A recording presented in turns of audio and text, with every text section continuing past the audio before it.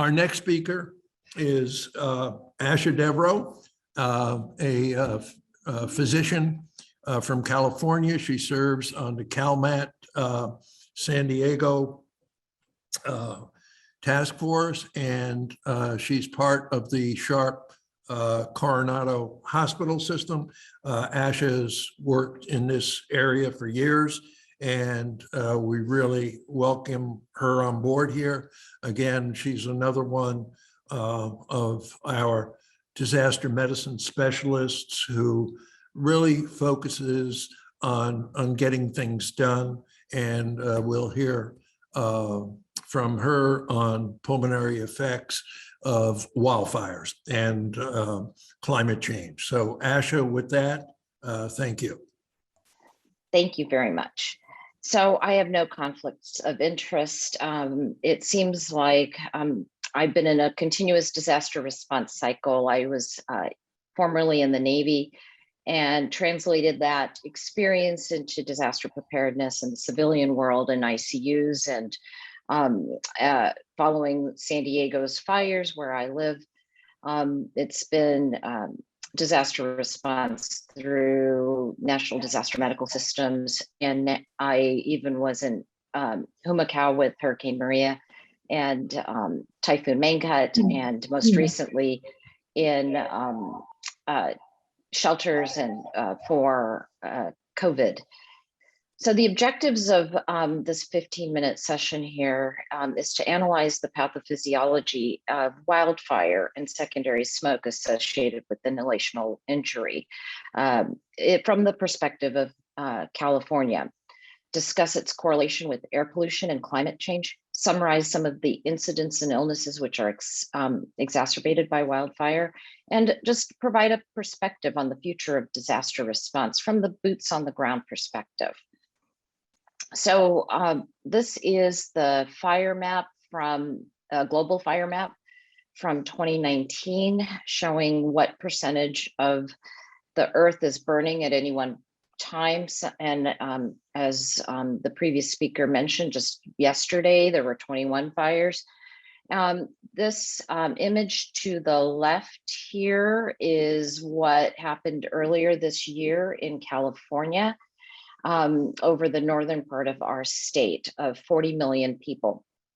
And this also to the right shows the rising number of wildfire acreage being burned since 1983. And the trend is upward, which reflects the changes in our climate. For California, we've had in the last 3 years, the number of acreage burned is the highest in the last 3 years of all the 20 years. The California has created since 2018 and prior, we have California medical assistance teams, but they've been on duty now for the last 499 days continuously. Due to both COVID response as well as the wildfire response. Now, this is modeled after the NDMS system, and we've provided strike teams. We support CAL FIRE, which is the fire response system for our state. We provide the medical aid to thousands of firefighters.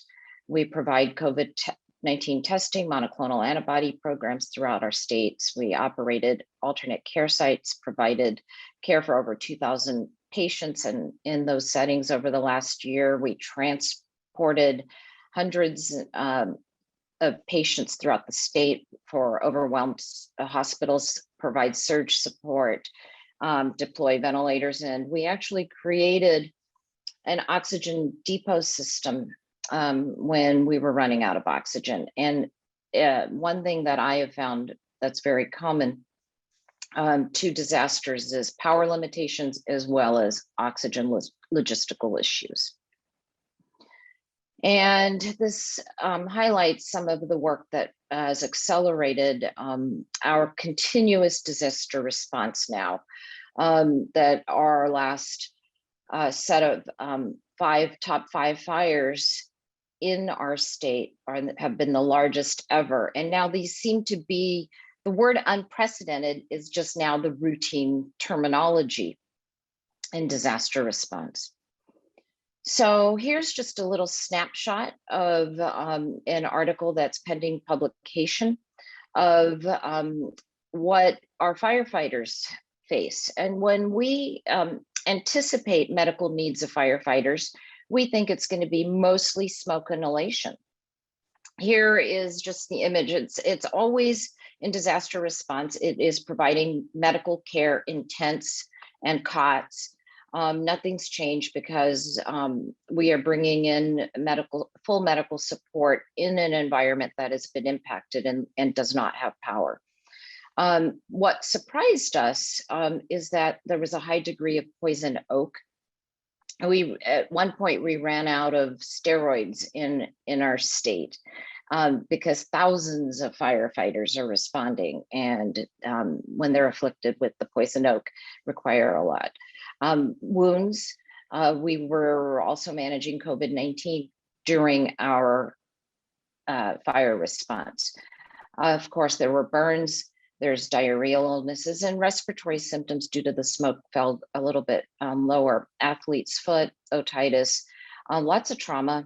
There were heavy machinery accidents and trauma. And I invite you to the article when it's published soon. But this is just a snapshot into what we provide to support these firefighters. And they come in and they work 12-hour shifts, and then they line up by 100 at a time.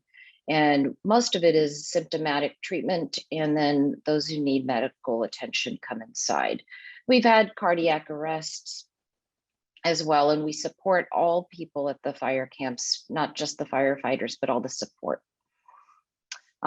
There's very little real-time data and research done on the impacts of firefighting on the providers there. There was a study, an older study done in wood smoke and firefighters in Canada, but only 34 people. 65% of firefighters did experience some respiratory symptoms. If you did their blood tests, they showed some elevation in their white counts and inflammatory markers in their system like IL-6, IL-8. Doing sputum analysis showed that they had some firefighting or some particulate matter in their sputum. So the conclusion was that fire smoke elicited inflammatory response within the lungs. We don't have any proactive studies. Inhalational lung injury, just a refresher, what we breathe in, dose, duration matters. The particulate matter is something we've talked about, and there's coarse particulate matter, which is described as 2.5 microns to 10 microns. And then the fine particulate matter, which can get deeper into your lungs, which is at 2.5 microns. Underlying susceptibility and season and conditions determine how much we breathe in and inhale. In terms of its mechanism of injury, I'm using asthma here as an example. Environmental factors such as fire smoke or particulate matter can impact our mucus secreting glands, cause an inflammatory cascade in the cellular level, and result in inflammation, bronchospasm. I have seen personally as a pulmonologist when ash is falling, people with may not have asthma at the time will get a sudden overwhelming amount of ash and will trigger their asthma, and now they're stuck on inhalers. We do not have prospective data on the number of people that have prolonged illness secondary to this.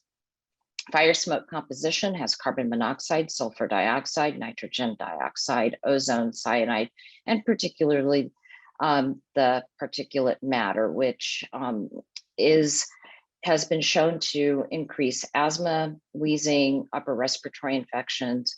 In Colorado in 2012, there was studies done showing an increase in pneumonia, bronchitis, COPD, and cardiovascular visits. In Los Angeles, an increase in pediatric illnesses, sore throat, ocular irritation, asthma admissions increased by 34%, COPD admissions by 48%. Young children and elderly and those with asthma were most impacted. So air pollution and life expectancy is definitely correlated, and exposure to particulate air pollution decreases life expectancy by 1.8 years. Air pollution, it is theorized that approximately 1/3 of fire smoke in the world contributes to air pollution. Smoke from the wood contains a number of similar chemicals that is in air pollution. And as I mentioned before, the fine and ultrafine particulate matter has impacted our health, including myocardial ischemia and lung inflammation. So the sequela, we do know that there is some impact on populations, but we don't have a ton of studies. So the American Thoracic Society has put together a kind of a call to action saying we need more research on wildland fire health effects, and improved communication on the risk to wildland fire on our population, messaging, and what we can do as a coordinated response. These, as was shown earlier, we're going to see more and more respiratory health effects, increase in emergency department and office visits. Oxygen needs are most vulnerable are my patients, and they're on, as alluded to by Dr. Cordero, CPAP, home ventilators, oxygen, and they all have mobility issues. And during a disaster, all of that comes to a nexus. And in special needs shelter, we're going to see more of that, more displaced population due to evacuations, and we have to be ready to help them. Oxygen logistics, I'd just like to put in a plug, is still a huge gap in our disaster response, and I think needs to be addressed. And states and nations will need to be proactive in planning for care of these large numbers of people with respiratory needs, and it's going to be on a continuous basis. So with that, I thank you for your time. This, we're a group of now from 200 people pre-pandemic to 2,000 in our state responding to disasters, and in a variety of manner. I'm just a small portion of this big group, and we're all come together at various stages. Healthcare workforce is still being pulled in multiple demands. And we did help provide some oxygen conservation tips, because that is a vital resource during disasters as well as pandemics. So with that, I conclude and thank you for your attention.